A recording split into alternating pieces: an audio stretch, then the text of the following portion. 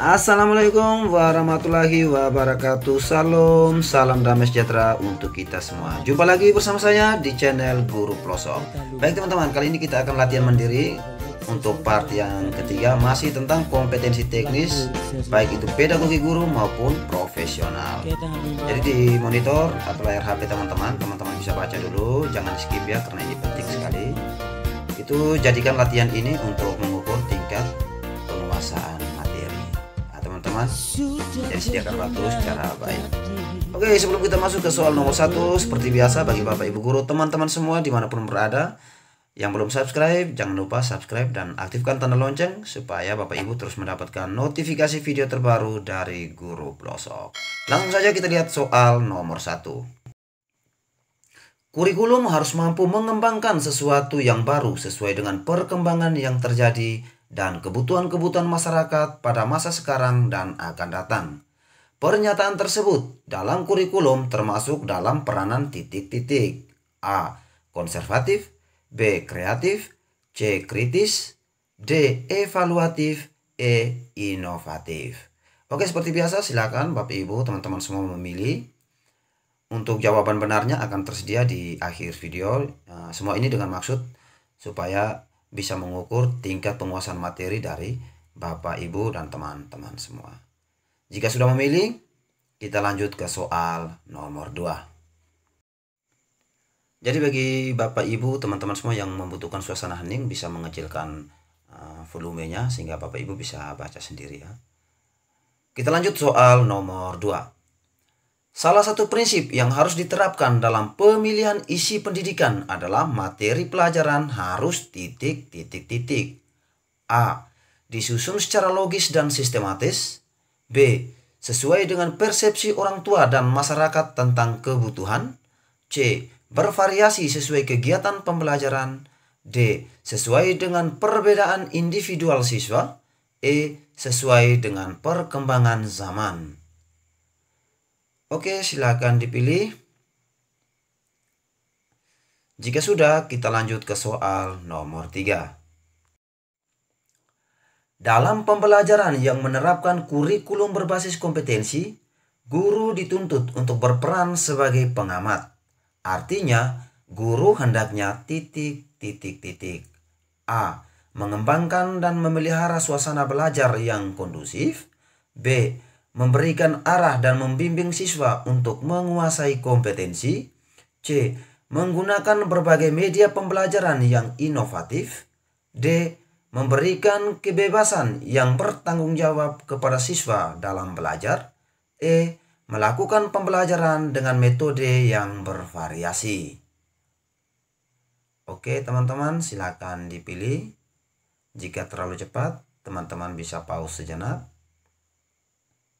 Jika sudah, kita lanjut ke soal nomor 4. Pembelajaran berbasis proyek yang sudah berjalan perlu dikembangkan strateginya agar menjadi lebih efektif dan efisien. Salah satu cara yang bisa dilakukan adalah titik-titik-titik. A.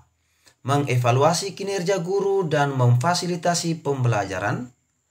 B. Mengevaluasi jumlah peserta didik yang gagal mencapai target. C.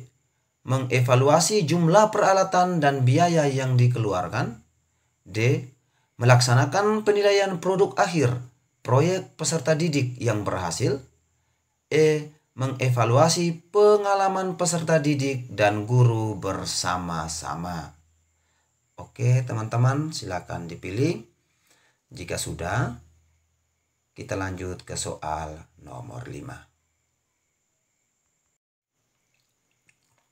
Bu Weni, seorang guru tari, ingin mengenalkan tarian baru kepada peserta didiknya. Bu Weni menginginkan peserta didiknya dapat memiliki kemampuan untuk memadukan unsur-unsur gerak tari Bali dan tari Jawa. Rumusan tujuan pembelajaran yang paling tepat adalah titik-titik-titik. A.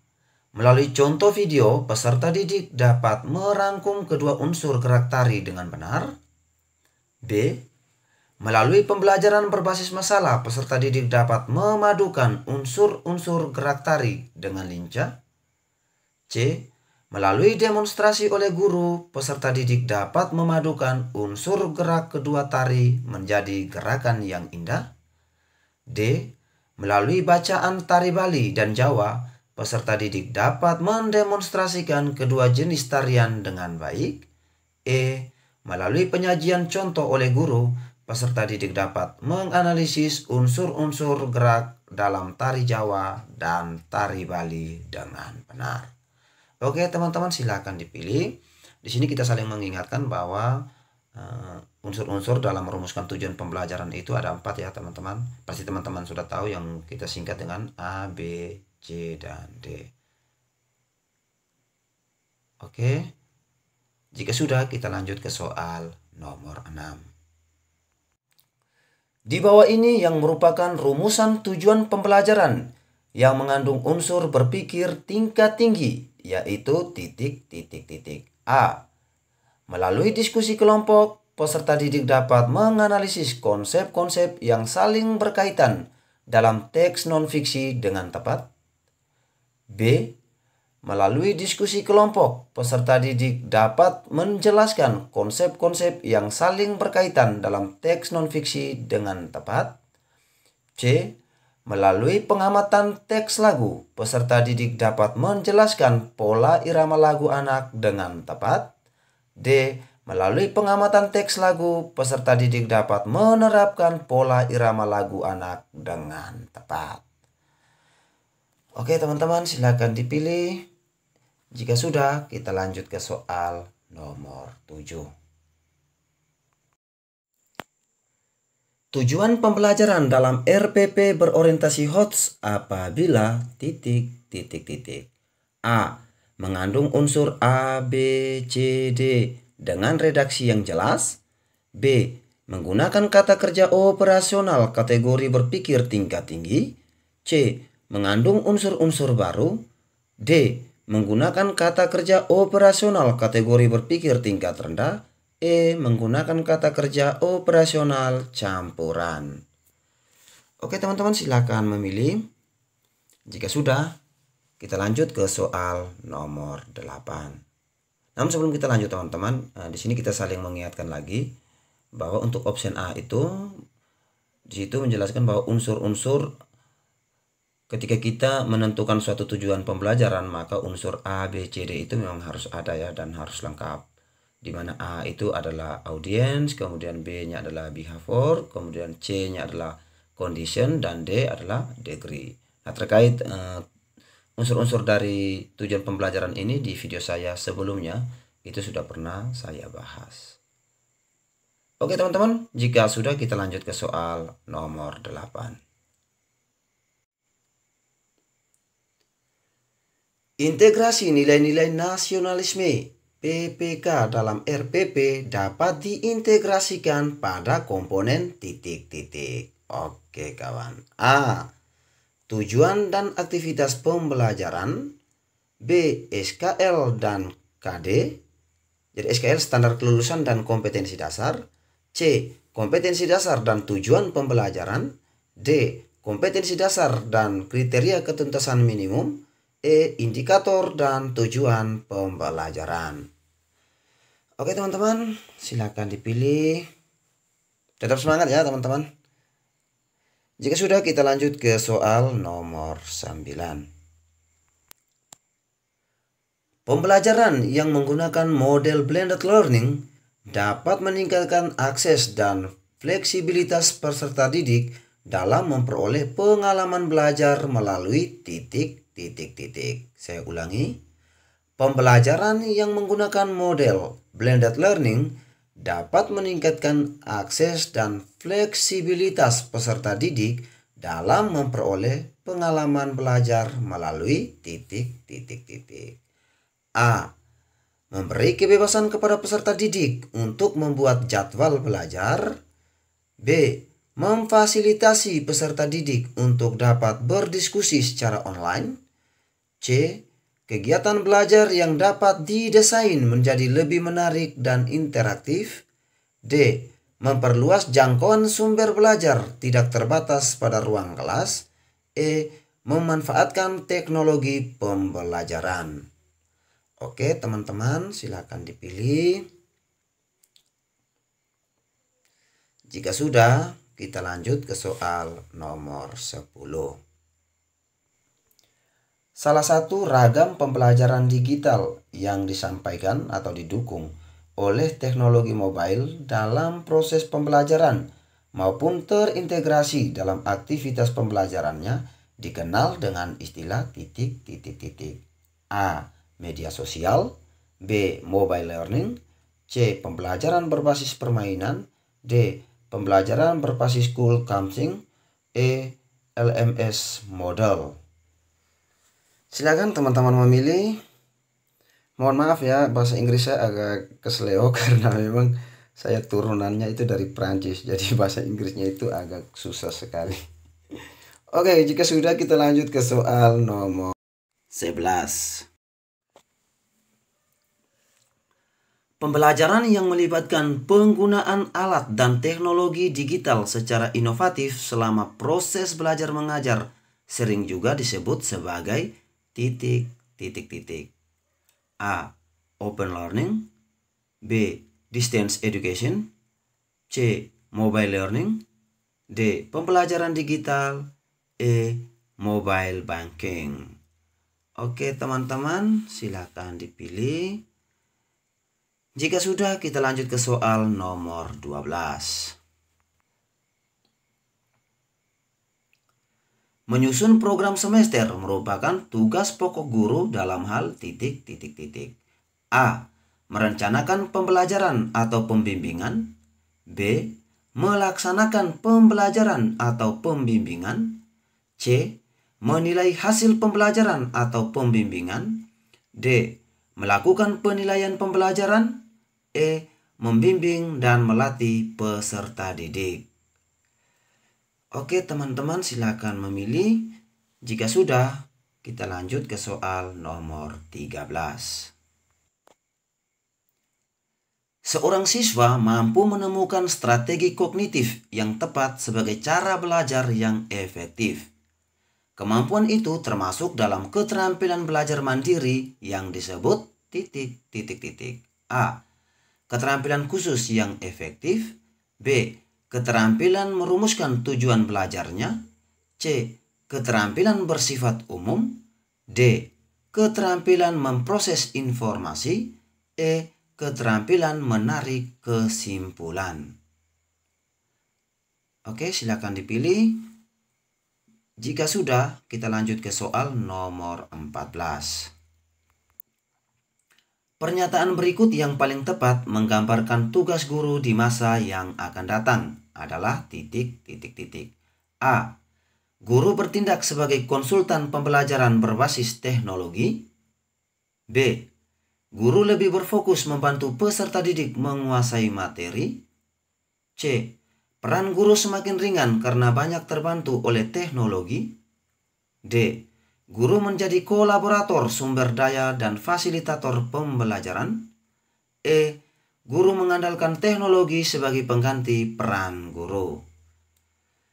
Oke teman-teman, silakan memilih. Jika sudah, kita lanjut ke soal nomor 15. Bu Beni Hapsari dari SD Taman Hidayah mendampingi peserta didiknya mengunjungi panti asuhan. Bu Beni melihat salah satu peserta didik bernama Lina diam termenung setelah mendengar kisah sedih salah seorang penghuni panti asuhan bernama Andi. Bu Beni mendampingi Lina yang sedang menghayati sesuatu. Bu Beni sebenarnya sedang melaksanakan tugas yang disebut titik-titik-titik. A. Melatih. B. Mendidik. C. Mengajar. D. Membimbing. E. Membina. Oke teman-teman, silakan memilih. Jika sudah, kita lanjut ke soal nomor 16. Pak Budi seorang guru yang selalu menunjukkan etos kerja, tanggung jawab yang tinggi, rasa bangga menjadi guru, dan percaya diri. Hal baik yang dilakukan Pak Budi merupakan implementasi kompetensi titik-titik-titik. A. Pedagogik. B. profesional, C. intelektual, D. kepribadian, E. sosial. Oke teman-teman, silakan memilih. Dan jika sudah, kita lanjut ke soal nomor 17.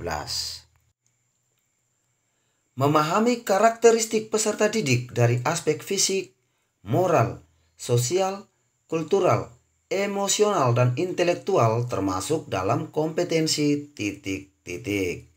A. Teknis, B. Pedagogik, C. Sosial, D. Kepribadian, E. Profesional. Oke teman-teman, silakan memilih. Jika sudah, kita lanjut ke soal nomor 18.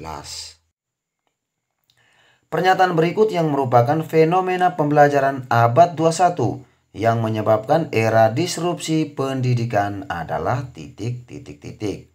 A. Banyaknya media pembelajaran berkualitas. B. Berkembangnya Massive Online Open Course. C. Semakin meningkatnya kemampuan TIK peserta didik. D. Meningkatkan jumlah kepemilikan perangkat TIK. E. Standar kompetensi guru yang meningkat. Oke teman-teman, silakan memilih. Jika sudah, kita lanjut ke soal yang berikutnya. Soal nomor 19. Guru perlu memastikan desain pembelajaran yang dimediasi teknologi merupakan keputusan pedagogis. Alasan paling masuk akal terkait pernyataan di atas adalah ... A.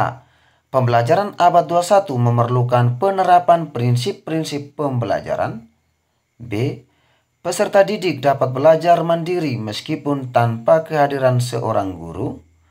C. Pembelajaran yang dimediasi teknologi harus dilengkapi kelas konvensional. D. Teknologi telah menggantikan peran guru di semua aspek pembelajaran. E. Guru sepenuhnya terbantu oleh peran teknologi abad 21 yang canggih. Oke teman-teman, silakan memilih. Jika sudah, kita lanjut ke soal nomor 20. Kurikulum pendidikan di Indonesia telah mengalami perubahan sebanyak 10 kali. Jika dikelompokkan dalam jenisnya, kurikulum yang dikembangkan pada tahun 2004 sampai 2013 termasuk jenis kurikulum ... A. Kurikulum sebagai rencana pelajaran. B. Kurikulum berbasis pada pencapaian tujuan. C. Kurikulum berbasis pada kompetensi. D. Kurikulum berbasis pada pencapaian proses. E. Kurikulum berbasis konten pembelajaran. Oke teman-teman, silahkan dipilih. Jika sudah, kita lanjut ke soal nomor 21. Namun sebelum kita lanjut, di sini saya ingin menyampaikan terima kasih banyak kepada Bapak Ibu guru, rekan-rekan semua yang telah mendukung channel ini dengan memberikan like, komen, dan subscribe. Kita lihat soal nomor 21. Apabila dalam proses belajar, peserta didik melakukan sesuatu sampai dengan mendapatkan respon yang tepat dan sesuai dengan apa yang diinginkan, serta menghilangkannya apabila dirasakan tidak sesuai. Hal ini merupakan prinsip belajar dari ... A. Stimulus respon. B. Trial and error. C. Konseptualisasi. D. Conditioning. E. Shaping. Oke teman-teman, silakan memilih. Dan jika sudah, kita lanjut ke soal nomor 22. Teori belajar yang mengutamakan perubahan tingkah laku pada individu yang belajar dengan mengutamakan hubungan stimulus dan respon merupakan teori belajar dari ... A. Rekonstruktivistik. B. Kognitivistik. C. Behavioristik. D. Humanistik. E. Konstruktivistik.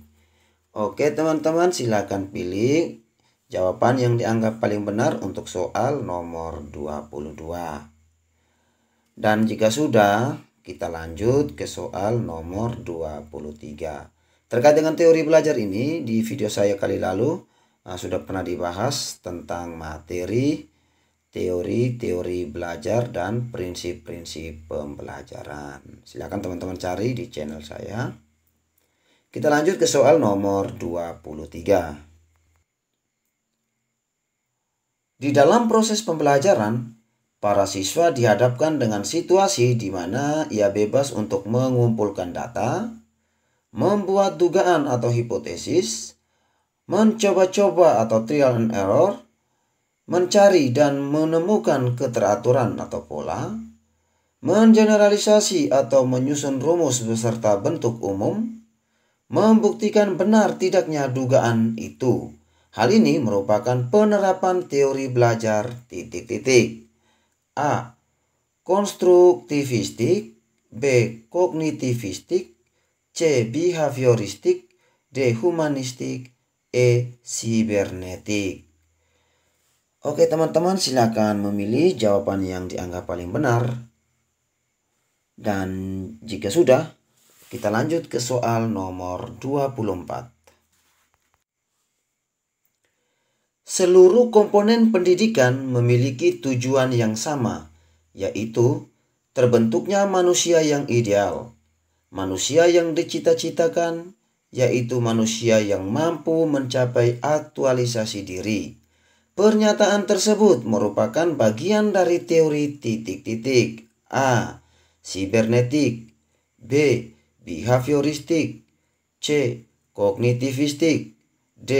Humanistik, E. Konstruktivistik. Oke teman-teman, silakan memilih jawaban yang dianggap paling benar.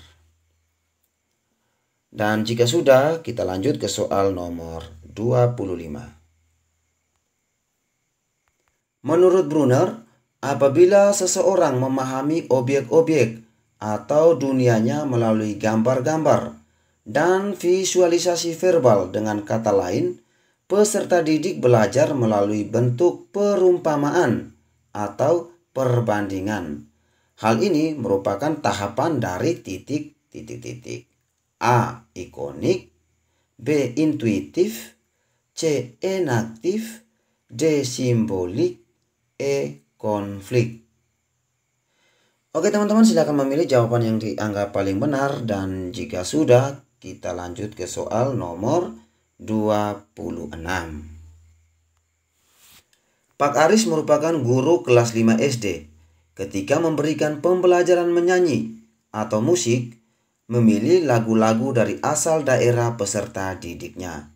Tindakan guru tersebut karena memperhatikan karakteristik peserta didik, terutama ...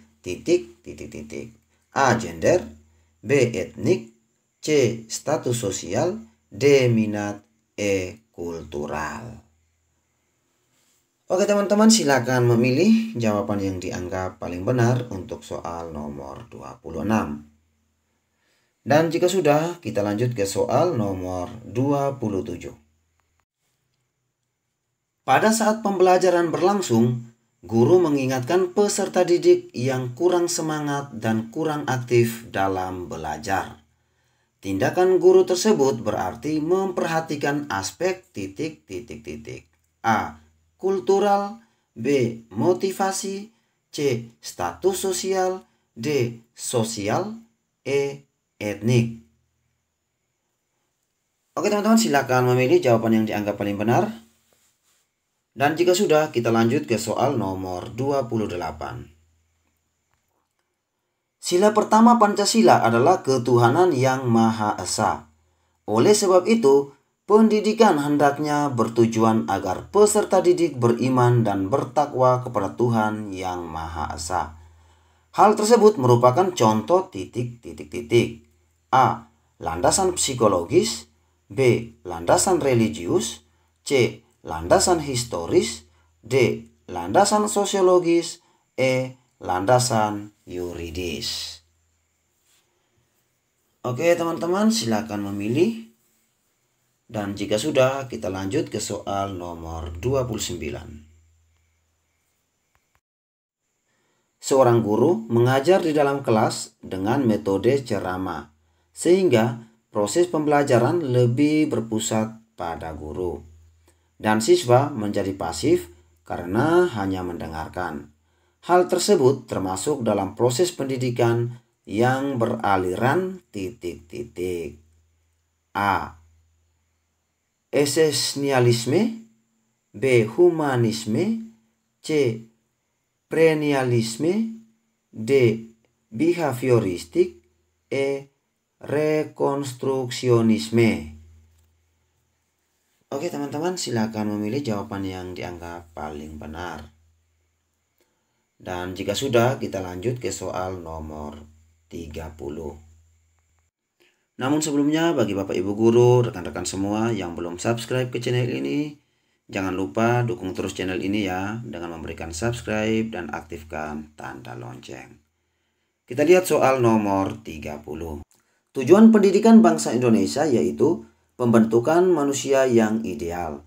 Berikut ini implementasi sila kelima dalam pendidikan sebagai upaya pencapaian tujuan tersebut adalah titik-titik-titik. A. Orang tua memberi contoh pada anak untuk tidak melakukan diskriminasi pada siapapun. B. Peserta didik diajarkan untuk mencintai dan mengkonsumsi produk dalam negeri.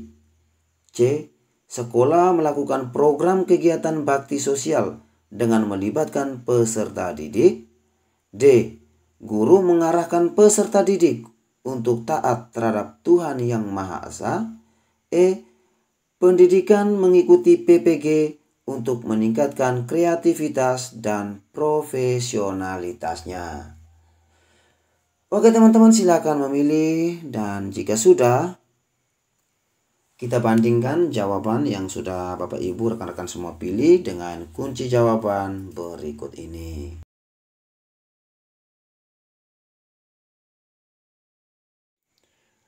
Tetap semangat dan yakin bahwa semua pasti bisa, semua pasti lulus. Oke, kita lihat kunci jawabannya.